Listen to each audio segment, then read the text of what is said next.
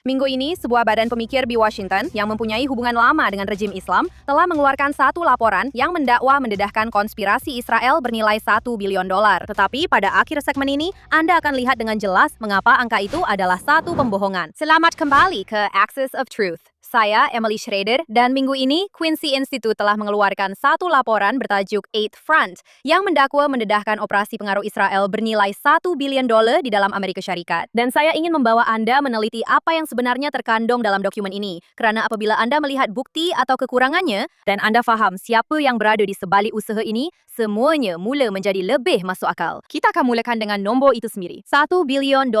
Kedengaran seperti bukti kukuh, sehinggalah Anda membaca nota kaki di mana laporan itu sebenarnya mengakui bahwa mereka tidak dapat menjejaki uang itu dan menyatakan angka tersebut hanya mungkin benar. Ya, Institut Quincy telah mencampurkan bajet masa depan yang dicadangkan yang belum pun dibelanjakan lagi dengan bajet program diplomasi awam seluruh dunia yang meliputi berpuluh-puluh negara dan had maksimum kontrak yang tidak pernah dibayar sepenuhnya. Kemudian mereka gabungkan semuanya dalam satu angka sensasi untuk tajuk laporan propaganda. Semua ini dilakukan sambil pasti mengetahui bahwa ini adalah cara yang sangat tidak tepat dan tidak beretika untuk membina laporan yang kononnya akademik. Tapi mari kita teruskan ke isu seterusnya dalam laporan ini. Pemfailan di bawah Akta Pendaftaran Ejen Asing atau FARA. Sekarang, FARA wujud supaya setiap kali kerajaan asing mengupah firma Amerika untuk usaha diplomasi atau melobi yang sepenuhnya sah, orang awam Amerika dapat melihatnya dengan jelas dan telus. Bagi Israel dan berpuluh-puluh sekutu demokrasi lain, ini kelihatan seperti program pertukaran budaya, pengiklanan berbayar, program jangkauan keagamaan, dan aktiviti sah lain. Ia tidak melibatkan rasuah kepada ahli politik atau mengawal naratif media, dan ia juga bukan aktiviti haram. FARA ialah undang-undang pendedahan yang dipatuhi oleh semua negara yang mematuhi undang-undang. Namun Quincy mengambil setiap satu daripada kontrak yang difailkan secara terbuka, sepenuhnya sah, dan didaftarkan dengan betul oleh Israel ini, dan membentangkannya sebagai bukti kepada sebuah jentera pengaruh rahsia yang meluas. Sedangkan pada hakikatnya, fakta bahawa sebarang aktiviti yang melibatkan kerajaan Israel diisytiharkan secara terbuka membuktikan sebaliknya. Mereka juga memanipulasi angka untuk membuatnya kelihatan seolah-olah para pempengaruh Amerika dibayar untuk menyokong dasar politik walaupun tiada bukti sedemikian. Mengikut logik Quincy Institute, jika Israel tidak mendaftarkan sesuatu, itu akan dianggap sebagai Zionis jahat yang berkomplot untuk memanipulasi pendapat awam Amerika. Dan jika Israel memang mendaftar seperti yang dikehendaki undang-undang,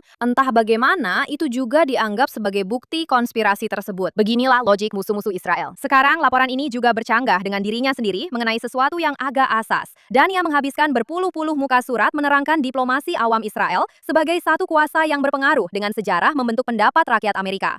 Kemudian dalam laporan yang sama, ia memetik tinjauan demi tinjauan yang menunjukkan sokongan rakyat Amerika terhadap Israel semakin menurun selama bertahun-tahun merentasi setiap kumpulan yang mereka ukur, termasuk evangelis dan golongan muda Republikan. Sekali lagi, Israel dan orang Yahudi sangat berkuasa dan suka memanipulasi. Tetapi pada masa yang sama, Israel juga sedang kalah dan tidak cekap. Bagaimana kedua-duanya boleh berlaku serentak? Sebenarnya, Quincy Institute tidak benar-benar mahu Anda memikirkan soalan itu. Malah, jangan ambil peduli langsung tentang fakta bahawa tiada dokumen setebal 100 muka surat mengenai pengaruh asing Qatar di Amerika, terutamanya kempen pengaruhnya yang haram dan tidak diisytiharkan. Tidak.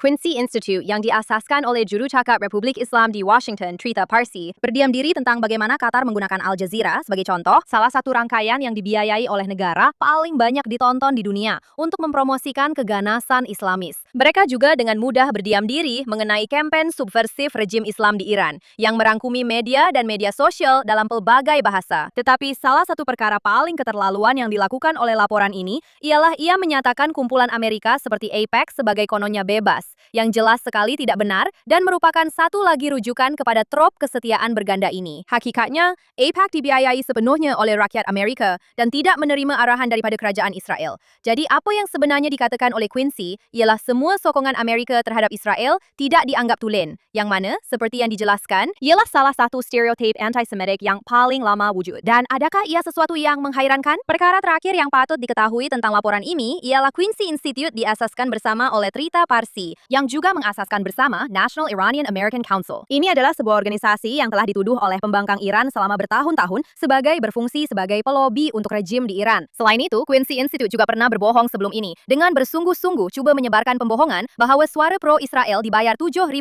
untuk mempromosikan Israel. Itu adalah mitos mereka. Mereka yang mereka-reka cerita itu dan Akta Kebenaran Pertahanan Negara berusaha untuk menggabungkan tentera Amerika Syarikat dengan Israel. Mereka mempunyai tabiat mencipta teori konspirasi yang keterlaluan dan tidak tepat. Entah bagaimana, ia sentiasa berkaitan dengan Israel. Semuanya daripada sebuah organisasi yang dibina oleh seseorang yang mempunyai kaitan dengan rejim Islam itu sendiri. Sekarang, awak beritahu saya, apa yang sebenarnya awak fikir sedang berlaku dengan dakwaan-dakwaan ini? Dan bercakap tentang apa yang sebenarnya rejim itu lakukan. Mari kita bincangkan tentang apa yang Teheran sendiri akui mereka lakukan di UK minggu ini. Menurut laporan baru, Republik Islam baru sahaja didapati menghantar operatif sulit yang disyaki merentasi Selat Inggeris ke Britain. Sebenarnya, pihak berkuasa UK telah pun memintas ejen yang mempunyai kaitan dengan perkhidmatan perisikan rejim Islam yang tiba dengan bot kecil hasil daripada penggunaan drone dan menara pengawasan AI oleh pejabat dalam negeri semata-mata untuk menangkap mereka. Sekarang, ini memang menakutkan, tetapi hakikatnya Republik Islam telah pun memudahkan laluan untuk pendatang yang sudah pun tinggal di, sebagai contoh, Perancis,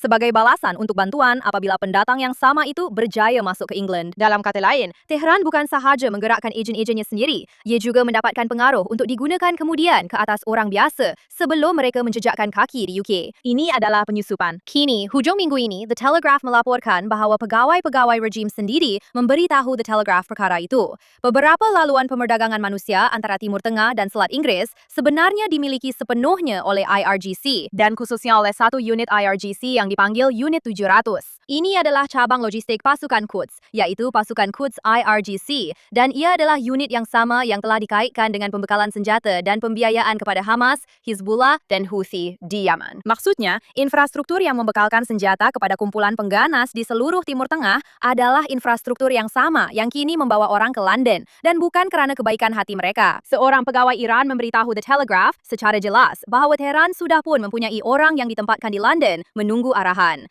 Dia malah bermegah bahawa rejim itu tidak memerlukan peluru berpandu untuk menjadikan bandar itu tidak selamat. Tapi fikirkan tentang apa yang sedang berlaku. Kenapa rejim itu mengaku perkara itu sekarang? Lihat apa yang sedang berlaku di dunia. Beberapa hari sebelum cerita ini tersebar, pengebom B-1 Amerika berlepas dari RAF Fairford untuk menyerang sasaran Iran buat kali pertama di bawah Perdana Menteri baru Andy Burnham. Dan rejim itu membalas dengan berikrar untuk menyerang pangkalan tersebut secara langsung. Perkara ini diakui untuk mengugut rakyat Britain. Dan mereka juga bukan sekedar menggertak. Melangnya bagi Republik Islam, mereka fikir ancaman ini bermaksud Barat akan atau patut berundur. Tetapi apa yang sebenarnya ditunjukkan oleh rejim itu ialah mereka menjadi ancaman kepada setiap warga Eropah dan Amerika Syarikat dan bahawa tiada pilihan lain selain kekalahan sepenuhnya rejim Islam di Iran. Dan kekalahan sepenuhnya itu tidak boleh hanya diperjuangkan di Tehran atau di London kerana rejim itu secara senyap-senyap telah membina Barisan Harapan Ketiga. Sebenarnya, ia bukan yang ketiga, saya pun tak pasti. Mungkin yang ke-6, ke-7 sekarang. Tetapi membina satu lagi barisan hadapan beribu-ribu batu jauhnya di sebuah negara yang kebanyakan rakyat Amerika tidak pernah benar-benar fikirkan. Sekarang, saya baru-baru ini memperoleh bukti baharu yang menunjukkan bagaimana Republik Islam telah mengubah Perang Saudara Sudan menjadi operasi proksi terbarunya. Dan mereka melakukannya dengan menghidupkan semula hubungan yang pernah dibina dengan salah satu rejim yang paling banyak melakukan pembunuhan beramai-ramai pada akhir abad ke-20. Pada tahun 1990-an, rejim itu sudah pun menghantar sehingga 2.000 penasehat untuk membantu kerajaan Islamis Omar al-Bashir melatih pasukan pertahanan popular, struktur militia yang sama yang kemudiannya menjadi tulang belakang Janjaweed, kumpulan yang bertanggung jawab terhadap pembunuhan beramai-ramai di Darfur. Jadi, perkongsian utama pertama Republik Islam di Sudan adalah dengan mereka yang kemudiannya melakukan salah satu kekejaman besar-besaran terburuk di Afrika. Beralih ke Oktober 2023, hanya beberapa bulan selepas Perang Saudara Sudan meletus, dan rejim itu sekali lagi memulihkan hubungan diplomatik dengan pihak berkuasa yang berpihak kepada tentera di Khartoum. Kini, dalam beberapa minggu sahaja, sebuah pesawat kargo Iran yang telah disenarai hitamkan dan telah dikenal pasti oleh Perbendaharaan Amerika sebagai pesawat pengangkut senjata IRGC ke Syria mula terbang berulang kali ke Port Sudan. Menjelang Januari tahun berikutnya, imej satelit menunjukkan sebuah drone tempur Mohajir 6 buatan Iran berada di atas landasan di pangkalan udara Wadi Saidna. Kini, Human Rights Watch juga mengesahkan bahawa tentera Sudan menggunakan drone-drone ini dan penduduk berdekatan juga telah menerangkan bagaimana bagaimana keupayaan tentara untuk menjejak pergerakan musuh dan membetulkan serangan artileri tiba-tiba bertambah baik. Teknologi rejim itu secara langsung membentuk medan perang dalam peperangan yang telah meragut puluhan ribu nyawa. Kemudian pada September lalu, perbendaharaan AS telah mengenakan sekatan ke atas satu milisya yang dipanggil Brigade Al-Barak bin Malik, sebuah kumpulan yang berasal terus daripada jentera separa tentera lama Bashir dan mengesahkan bahwa IRGC telah membekalkannya dengan senjata serta latihan. Kini, perbendaharaan juga berkata bahwa brigade ini telah melakukan penahanan sewenang-wenangnya, penyeksaan, dan pembunuhan terhadap orang yang disyaki menyokong pihak lawan. Jadi ini bukan sekadar penjualan drone atau seumpamanya. Sebenarnya, rejim ini sedang membina semula skuad pembunuh ideologi Islamis daripada asal-usul yang sama dengan mereka yang melakukan pembunuhan beramai-ramai di Darfur. Untuk mengaitkan semuanya, dalam rancangan ini, kami pernah berbincang beberapa minggu lalu tentang bagaimana pendakwa persekutuan di Amerika Serikat sebenarnya telah mendakwa seorang warga negara Iran kerana menjadi orang tengah dalam urusan bernilai $70 juta untuk lebih banyak drone, Mohajer 6, ditambah 55.000 fuse bom, dan berjuta-juta peluru. Semuanya untuk tentara Sudan, yang disalurkan melalui Kementerian Pertahanan Republik Islam sendiri dan IRGC. Tetapi, bahagian yang paling menakutkan tentang semua ini ialah apa yang dilaporkan oleh Wall Street Journal pada Mac 2024. Rejim itu coba mendapatkan pangkalan tentara laut tetap di pantai Laut Merah Sudan, yang akan menjadi tapak strategik membolehkan Tehran memerhati setiap kapal yang bergerak ke arah terusan Suez dan ke arah Israel. Pada masa itu, Sudan menolak. Tetapi fikirkan, apa maksud sebenar perkara itu? Rejim itu bukan sekadar cuba memenangi perang saudara di Sudan. Ia cuba menanam bendera di pantai barat Laut Merah supaya ia boleh menyekat perkapalan Israel dan Barat dari arah yang sama sekali baru. Sekarang, bukan semuanya suram dan muram. Bulan lepas, satu sumber tentera Sudan mendakwa tentera sedang menarik diri daripada membeli lebih banyak senjata Iran untuk memperbaiki hubungan dengan Washington dan juga Riyadh. Tetapi, walaupun itu benar, ia tidak mengubah apa yang telah berlaku, yang merupakan satu risiko serius. Hakikatnya, drone-drone itu sudah pun berada dalam inventori Sudan. Para pengendali sudah pun dilatih, dan milisia Islamis itu jelas sudah pun bersenjata. Ini adalah taktik yang sama yang telah digunakan oleh rejim itu di Lubnan dan di Yaman. Cari sebuah negara yang hancur, berikan senjata kepada sesiapa sahaja yang cukup terdesak untuk mengambilnya, dan kemudian pastikan tempat Anda di meja rundingan kekal lama selepas senjata-senjata itu tidak lagi digunakan.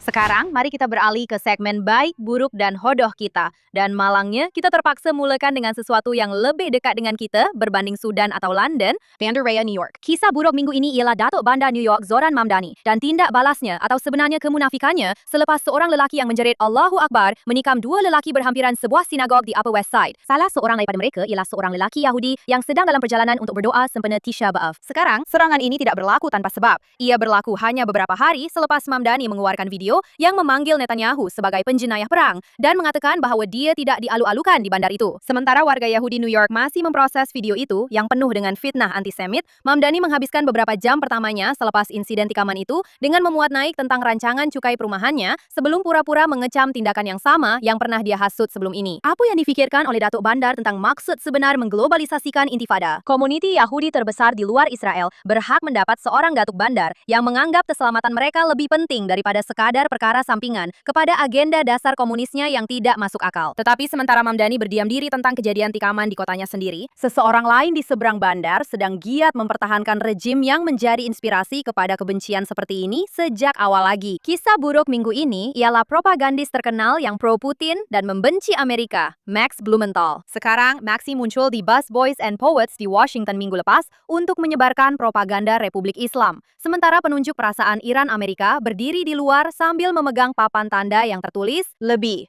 40.000 orang telah dibunuh oleh Republik Islam hanya dalam 2 hari pada bulan Januari yang lalu. Sekarang Blumenthal telah menghabiskan bertahun-tahun melancong ke rejim autoritarian anti-Amerika dalam lawatan propaganda yang ditaja oleh rejim, termasuk lawatan terbarunya ke rejim Islam di Iran untuk berkabung atas kematian Khamenei di majelis pengebumiannya. Dia juga telah mengeluarkan sebuah film propaganda tentang kehidupan Yahudi di Iran yang digambarkan oleh seorang Yahudi Iran sebagai propaganda yang direstui negara. Dibina atas penderitaan golongan minoriti yang terdedah dan tidak dapat bercakap secara bebas di hadapan kamera tanpa pengawasan kerajaan yang meluluskan setiap perkataan. Tetapi nampaknya Max tidak peduli tentang itu. Betul-betul seorang wartawan yang asli. Inilah lelaki yang menggelarkan dirinya sebagai wartawan sambil terbang ke Tehran untuk berkabung atas kematian seorang diktator yang membunuh puluhan ribu rakyatnya sendiri di jalanan. Kemudian dia pulang ke tempat-tempat di Amerika yang memutihkan naratif rejim yang sama untuk penonton barat dan menyerang penunjuk perasaan Iran yang lebih tahu hal sebenar. besar. Betulkah? Keluarga, orang yang kehilangan ahli keluarga mereka kerana rejim ini. Itu yang kamu akan serang.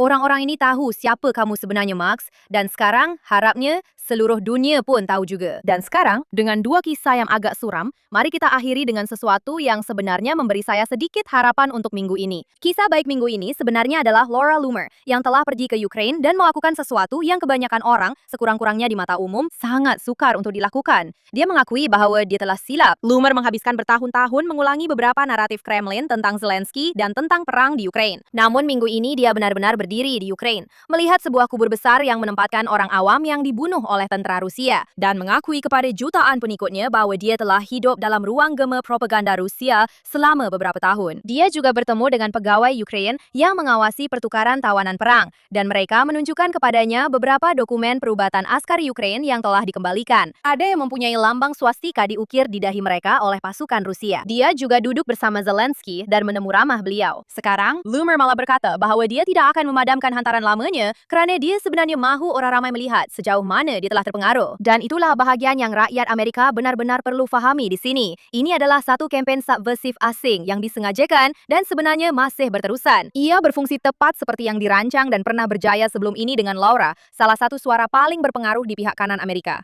Dan mereka masih melakukannya hari ini melalui pelbagai saluran. Jadi, saya sangat menghormati Laura Loomer kerana mengakui bahwa dia telah silap, kerana mengambil tanggung jawab, dan kerana mengambil langkah konkret untuk membetulkan tindakannya sebelum ini. Dan itu sahaja rancangan kami untuk minggu ini, tetapi sebelum anda pergi, lewat minggu ini kami akan mengadakan temu bual eksklusif yang anda pasti tidak mahu lepaskan mengenai Iran bersama Yang Berhormat Bijan Kian, Presiden Institute for Voices of Liberty. Beliau akan bersama kami untuk berbincang tentang apa yang sedang berlaku di dalam Iran sekarang, ketegangan antara tentera dan IRGC, serta banyak perkara yang biasanya tidak dibincangkan dalam media barat. Jadi, pastikan anda melanggan JNS dan teruskan mengikuti kami. Sementara itu, terima kasih kerana menonton Access of Truth di JNS.